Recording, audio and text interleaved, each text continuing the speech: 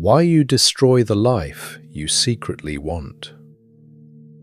What if the biggest reason your life isn't changing is not laziness, not lack of opportunity, not bad luck, not your past, not even the people around you, but something inside you that quietly pulls you backwards every time you try to move forward? Because the truth is uncomfortable. You are not only trying to build a better life, you are also trying to protect yourself from pain. And sometimes the mind would rather destroy your future than risk your heart being hurt again. The strangest part? Most people never realize it's happening. They think they are unmotivated, but deep down, they are terrified. Terrified of failure. Terrified of rejection, terrified of becoming visible, terrified of trying with their whole soul and still not being enough. So instead of chasing the life they dream about, they hesitate, they delay, they distract themselves, they slowly disappear into comfort. And year after year, they watch time move forward while they remain the same. Not because they are weak, but because the human mind is designed to protect you before it empowers you. And sometimes, protection becomes a prison. Your brain doesn't want success, it wants safety. Most people believe they are in control of their decisions, but psychology tells a darker story. A huge part of your behavior is automatic, hidden beneath awareness. Silent.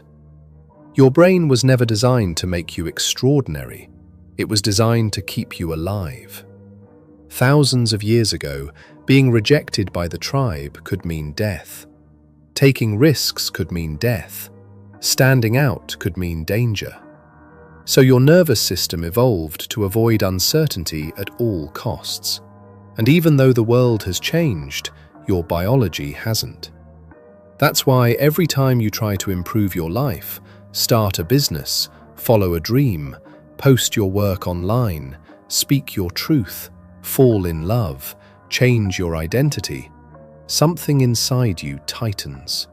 You suddenly feel tired, distracted, overwhelmed. You open your phone for 1 minute and lose 2 hours. You tell yourself, "I'll start tomorrow." But tomorrow becomes next week becomes next year, and eventually you stop believing in yourself completely. Not because you're incapable, because your brain interprets growth as danger. Success sounds beautiful consciously, but subconsciously, success means pressure, responsibility, judgment, visibility, expectation. And the mind asks a terrifying question. What if becoming more also means suffering more?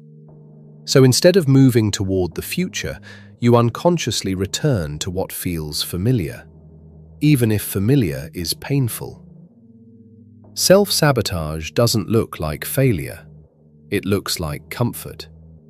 People imagine self-sabotage dramatically, like destroying relationships, quitting jobs, ruining opportunities. But real self-sabotage is quieter than that. It looks normal. It hides inside daily habits, scrolling instead of creating, watching instead of building, planning instead of acting, thinking instead of becoming. It's waking up inspired, then doing nothing important all day. It's telling yourself you have potential while refusing to test it. It's waiting for the perfect moment that never arrives, because perfectionism is often fear in disguise. You don't actually need more time, you need courage. But courage is painful, because the moment you truly try, your identity is at risk. If you never fully commit, you can always protect the illusion that I could have succeeded if I really tried. That illusion becomes emotional armor. Because trying completely means risking complete disappointment. And for many people, that pain feels unbearable. So they choose a safer suffering: regret. At least regret is familiar. At least regret doesn't expose them publicly. This is why people stay trapped for years. Not because they cannot change, but because part of them believes staying small is safer than failing big. The addiction to comfort. Comfort is one of the most dangerous addictions on earth, because unlike drugs or alcohol, comfort gets rewarded. Nobody stops you from wasting your potential. Nobody interrupts you while you scroll endlessly. Nobody punishes you for avoiding your dreams.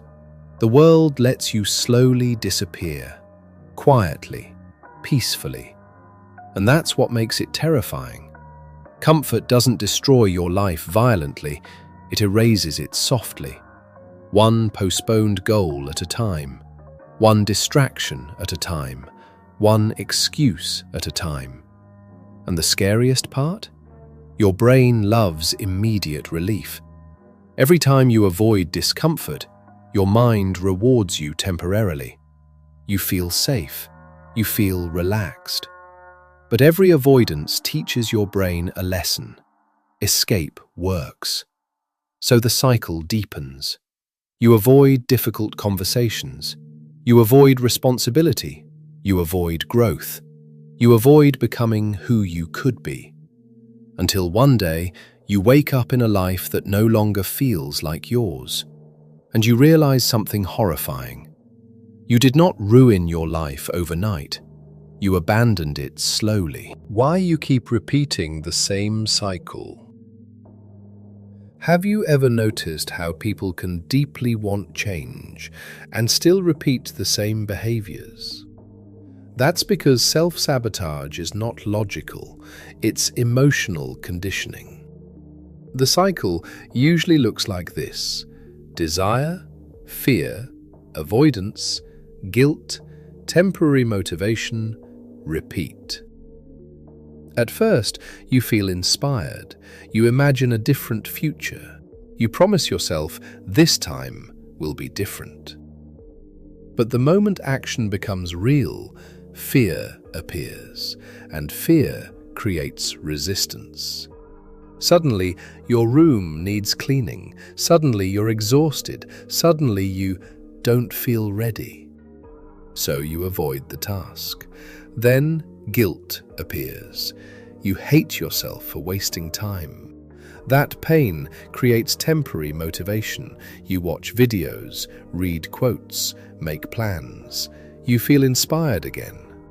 But inspiration without action changes nothing, so the cycle repeats again, again, again.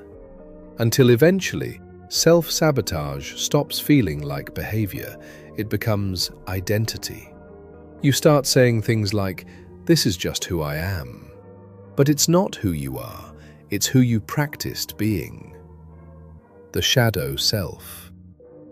Carl Jung believed every human being has a shadow, the hidden part of themselves they refuse to confront, the insecure part, the jealous part, the angry part, the frightened part, the part carrying shame from childhood, failure from the past, humiliation that was never healed.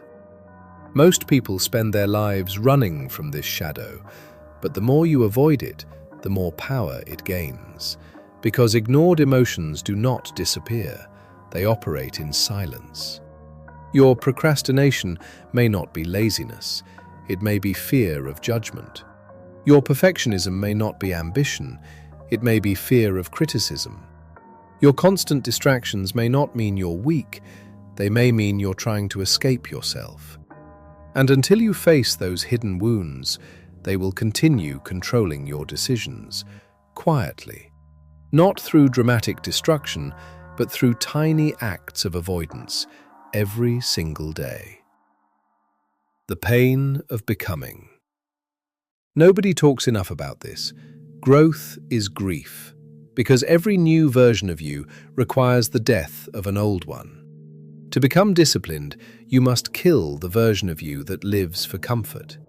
To become confident, you must embarrass yourself repeatedly. To become successful, you must tolerate uncertainty. To become emotionally strong, you must stop running from pain. Transformation is not beautiful at first. It feels lonely, confusing, heavy, because your old identity fights to survive. That's why people return to old habits even after making progress. The familiar self says, "Come back. At least here, we know who we are." And many people listen, not because they want mediocrity, but because uncertainty feels terrifying. The moment everything changes. The most powerful moment in life is not when you become successful, it's when you become honest. Honest about your excuses, honest about your fear, honest about the ways you betray your own future. Because once you see the pattern, you cannot unsee it. You begin noticing how often you escape, how often you delay, how often you choose temporary comfort over long-term peace. And slowly, you stop asking, "How do I stay motivated?" Because motivation was never the real problem. The deeper question becomes, what pain am I trying to avoid by staying the same? That question changes everything. Because when you understand your self-sabotage, you stop fighting yourself blindly. You stop hating yourself. You stop believing you're broken. And instead, you begin rebuilding yourself consciously. One decision at a time, one difficult action at a time, one uncomfortable truth at a time. Final message. Maybe your life hasn't changed yet, not because you are incapable, but because a part of you still believes safety is more important than freedom. But there comes a moment when staying the same becomes more painful than changing. That is the moment people transform. Not when they feel fearless, but when they finally become tired of abandoning themselves. So, if you are waiting for a sign, this is it. Your future is not destroyed by one big decision. It is shaped daily by the small choices you repeat in silence.